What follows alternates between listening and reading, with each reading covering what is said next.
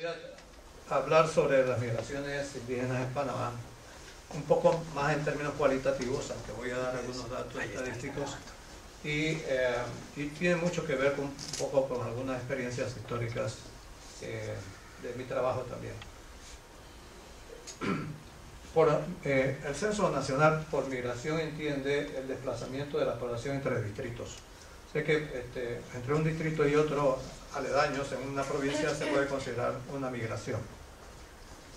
La pregunta durante los meses que precedieron a la ejecución del censo del 2000, yo recibí una pregunta de parte de la doctora Miro, que fue directora de Estadística y Censo hace muchos años, pero que provenía precisamente de la Oficina de Estadística y Censo, según la cual ellos querían saber si había alguna razón para eliminar los censos indígenas y ubicar a la población contarla como al resto de la población.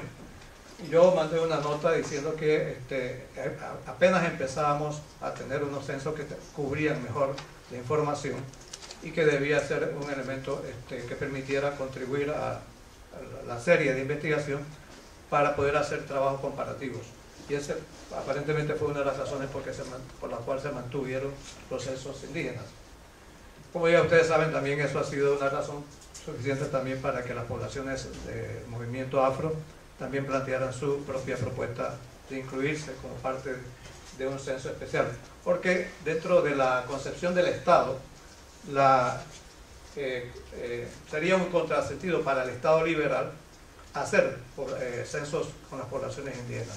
Y después vamos a explicar por qué. Un punto de vista es que los censos en general siempre han sido un elemento importante para el control social, que tiene mucho que ver también con la planificación y las políticas de Estado en términos generales. Pero en Panamá hay información estadística de población del periodo colonial, pero que rara vez tocaban las poblaciones indígenas. En el siglo XIX había un periódico, El Sol, de la segunda mitad del siglo XIX, que publicaba siempre un cuadrito que decía población indígena, 8.000 personas. Y en estos días, viendo un informe de Agustín Codazzi, que hizo el estudio coreográfico de Panamá, entre 1855, él aparentemente había recibido esa misma información de alguien del Estado, y esa información es la que se va a publicar después constantemente en ese periódico. Pero después vamos a ver cómo el último censo durante el periodo colombiano se realiza en 1892, y ahí sí se va a dar un dato de la población indígena, cuna particularmente.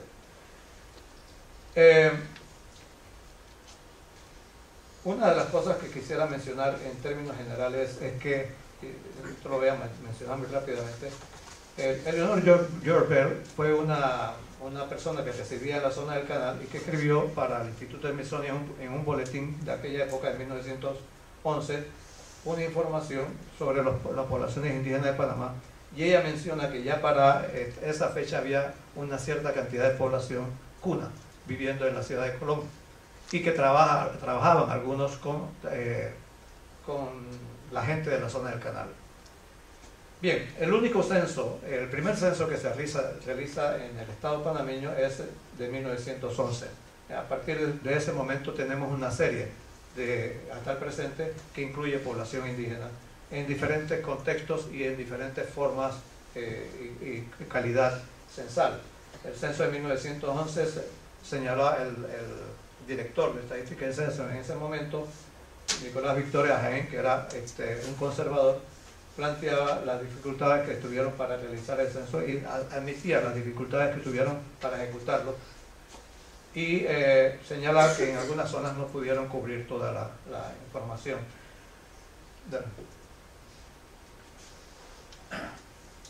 Mi punto de vista es que las sociedades marginales al modelo de cultura nacional fueron un tema importante para el Estado que estaba en formación, y eso también era un problema para el siglo XIX. Recordemos que los cunas históricamente siempre fueron, en este caso particular, siempre fueron un problema que la sociedad urbana de Panamá tenían como una constante. Y justo Arosemena, por ejemplo, señalaba que los cunas en el área de Mandinga y en el área de Bayano eran como el antemural, era una frontera casi que política y que provocaba temor a la ciudad de Panamá. Por lo tanto, esa constante va a estar presente a principios de siglo y ya las poblaciones indígenas se veían, y hay muchas referencias con el concepto de poblaciones no civilizadas o salvajes incluso, o semisalvajes. Entonces, incluirlas en la estadística era muy importante para saber dónde estaban y cómo manejar una política con respecto a ellos. La educación en este sentido va a ser una fórmula de integración al Estado Nacional. Los censos registran población indígena para determinar su tamaño y características. Y uno de los objetivos es, la intención original era integrarlas con programas de educación y otros proyectos de tipo económico. Pero uno de los efectos del desarrollo del Estado panameño es precisamente su debilidad y su incapacidad para poder gestionar los programas hacia esas zonas que generalmente estaban en la periferia de las regiones más marginales del país. Pero vamos a decir que hay varios elementos que van a contribuir a un proceso de desplazamiento de población indígena en el país. Yo digo que las economías regionales y la geopolítica estimularon a las primeras movimientos de población. Los cunas, por ejemplo, las bases militares a partir de los años 30 y los gobes en las bananeras. Pero ya, como dije hace poco, en la ciudad de Colón, por ejemplo, para 1925, cuando se da la rebelión de 1925, había una población, y un dato que da la prensa en ese periodo es que había como 400 cunas que estaban viviendo en la ciudad de Colón en ese momento. Incluso había un periodista que fomentó casi una campaña para golpear y atacar a los cunas en ese momento. La resistencia cultural y la mala gestión del gobierno retrasaron todos los objetivos de integrarlos.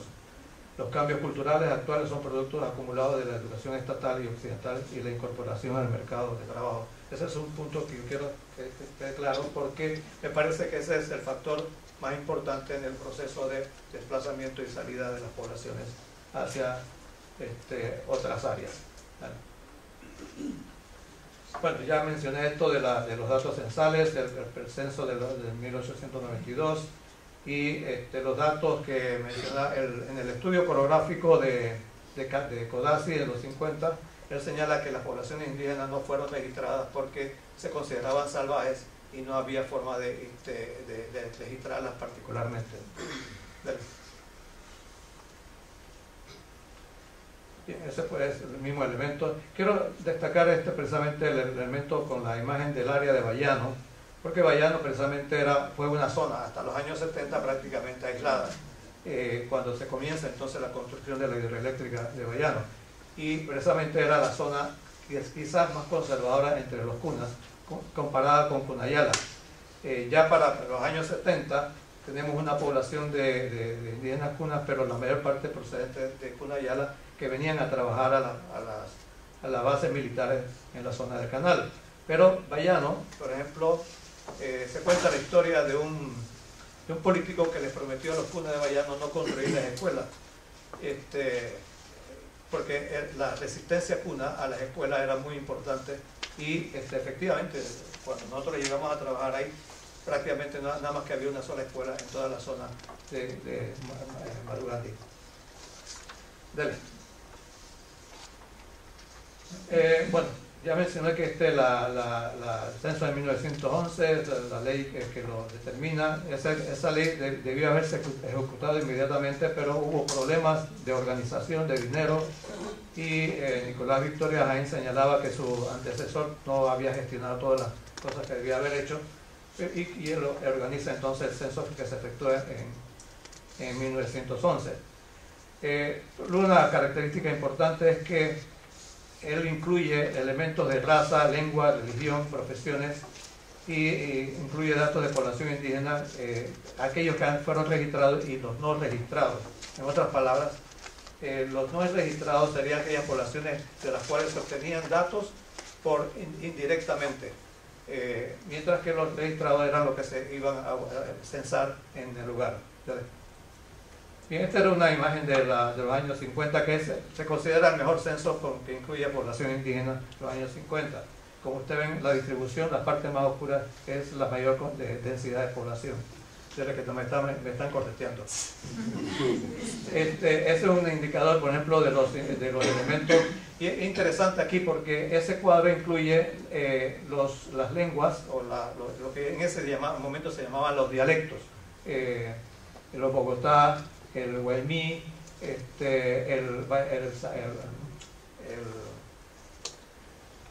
de la zona Sabanero y el Teribe, el Cuna, son parte de las lenguas que están registradas ahí. En el censo siguiente ya no van a aparecer como tales grupos lingüísticos. Bueno, nada más que para señalar esto en términos de las tasas de crecimiento intercensal en las comarcas, como las tasas de crecimiento. Como ustedes pueden en Cunayala, las tasas de crecimiento son muy bajas comparativamente con la Emberá y particularmente con los Nove y los Buglé. Pero no se engañen, en Cunayala la gran migración que se ha producido en los últimos 40 años precisamente es un responsable de esta estadística, porque las mujeres jóvenes son las que están saliendo, como los hombres particularmente, son los que están saliendo y ellas están teniendo hijos acá en la ciudad de Panamá.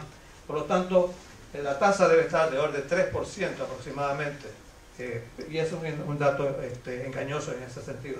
Pero lo que sí está demostrando es que hay un flujo migratorio muy fuerte de la comarca y en los últimos años se ha mantenido casi estable la población en Cunayala. Bueno, esa es una distribución de la población. Esta es una imagen de los años 60. Yo quería también recordar, en la década del 60 es muy importante en términos demográficos para Panamá, porque es como que hay un proceso de expansión de la población, tanto de la población campesina de las provincias centrales hacia la frontera agrícola, y comienza entonces las poblaciones indígenas a desplazarse con más rapidez hacia los centros urbanos y a las zonas bananeras, etc. Esto solamente para comparar el otro efecto de las migraciones no indígenas. La parte esta que estamos viendo con las rayas es la parte de la población campesina santeña particularmente, que comienzan a ocupar los espacios relacionados con las poblaciones indígenas. Bien, no voy a hablar de esto porque ya hemos tocado acá. Kevin acaba de tocar el tema de los nobles.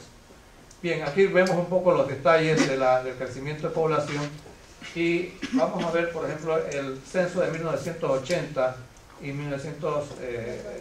2000, los periodos intercensales, los crecimientos de 108%, porque ese es un cambio cualitativo que plantea el censo nacional cuando comienza a preguntar directamente a la población indígena que se autoidentifique donde estuviera. Mientras tanto, todos los censos anteriores, que el gobierno sostenía la tesis que registrar que la única forma de registrar a la población indígena eran los territorios llamados indígenas. Toda la población indígena que estuviera fuera de esa área se consideraba ya integrada a la población y a la economía del país, por lo cual ya era un elemento engañoso de la estadística. Aquí también podemos ver en la parte de los índices de masculinidad, en la mayor parte de algunas de las zonas, de los grupos, tenemos índices de masculinidad más altos. Ahí hay que preguntarse por qué, porque casi todas las poblaciones están en procesos migratorios donde los hombres son los que viajan con más frecuencia. Pero también vamos a ver en algunos casos, en el caso, por ejemplo, de los cunas, 99% para el censo del 2000, pero en los 80 el índice de masculinidad alcanzaba el 88% de la población con relación a las mujeres. Esos son indicadores de los procesos migratorios, pero también pueden ser indicadores de la alta mortalidad femenina en las zonas indígenas. Bueno, pasa eso que ya vamos a ver. Este es un ejemplo de los casos de migración. Esta joven lo encontramos, veníamos viajando, Charlotte y yo, en la cordillera, y esta pareja se subió, venían de Cricamola, habían pasado 2 días caminando por la cordillera para ir, coger otro transporte para llegar a la área de la cosecha de café. Estos son trabajadores. Esta es una casa en Los Santos, en Herrera, mejor dicho, en una finca ganadera donde tenían un grupo de noves trabajando para la finca, con los salarios más bajos, por supuesto, porque ese es el otro fenómeno, es decir, están atrayendo las poblaciones que se les pagan los precios más bajos de salario en esta región que se está convirtiendo en una zona de agricultura comercial. Los desplazamientos de las poblaciones indígenas de las zonas internas de los ríos hacia la zona de producción de pesca. Este es en Verá, en el Golfo de San Miguel, pero todas estas familias se han venido desplazando desde la parte interior del río hacia afuera y se incorporaron como parte en ese tiempo. Este fue un trabajo que hicimos hace 5 años. Eran asistentes a los dueños de las embarcaciones, que eran generalmente afrodescendientes. Entonces estaban aprendiendo la práctica de pesca comercial y de artesanal en esta área. Pero yo creo que ahora ya deben estar incorporados totalmente al proceso. Ok. Pase, ya. Esto es un ejemplo de la estadística de la relación hombre-mujer en la población indígena en general, y en el caso de los cunas particularmente. Podemos ver que la población masculina en la zona de Cunayala es mucho más baja que en el caso de las mujeres. Y aquí otro ejemplo, por ejemplo en Cunayala encontramos en la estadística de la población de estudiantil un alta número de estudiantes en los primeros grados, pero ya cuando entramos al primer ciclo de premedia, las poblaciones comienzan a bajar porque ya la familia entera se está desplazando hacia las ciudades. Vamos a suspender aquí, entonces continuamos. Listo. Gracias.